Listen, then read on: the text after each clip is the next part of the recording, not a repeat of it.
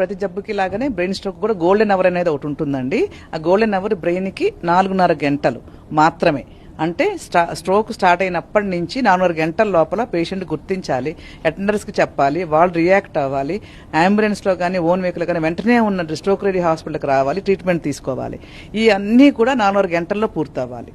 అందుకని అన్నిటికంటే ముఖ్యమైనది ఫస్ట్ లక్షణాలు గుర్తించడం. అది కనుక లేట్ అయితే 3 గంటల తర్వాత గుర్తించారనుకోండి టైం సరిపోదు కదా. అందుకని ప్రజానీకానికి ఏం చెప్తామంటే మనం 2 యాక్రోనిమ్స్ ఇస్తాం. ఒకటి ఫాస్ట్, రెండోది బీ ఫాస్ట్. ఫాస్ట్ అనేది చాలా సింపుల్ది, FAST ఫాస్ట్. ఎఫ్ అంటే ఫేస్, మూతి పక్కకు పోవటం. ఏ అంటే ఆమ్, చేయి చచ్చుపట్టడం. ఎస్ అంటే స్పీచ్, మాట తడపట్టడం లేదా మాట్లాడలేకపోవటం. టీ అంటే time to go to the stroke ready hospital అని. దీంట్లో కొన్ని లక్షణాలు రాలేదనేసి బీ ఫాస్ట్ అని ఇంకోటి ఎక్స్ట్రా ఇచ్చాము ఇప్పుడు, BEFAST.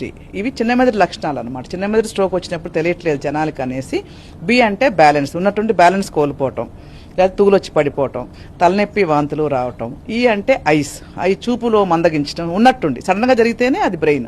చూపు తగ్గిపోవటం, లేకపోతే ఇద్దరిద్దరు కనపడటం, లేకపోతే బ్లర్ అయిపోవటం. Be fast. ఈ 5 లక్షణాలు గుర్తుపెట్టుకుని ఒకవేళ ఉంటే అది పెరాలసిస్ అనుకొని వెంటనే స్పందించి 4.5 గంటల లోపల స్ట్రోక్ రెడీ హాస్పిటల్కి తీసుకురావాలి పేషెంట్ని.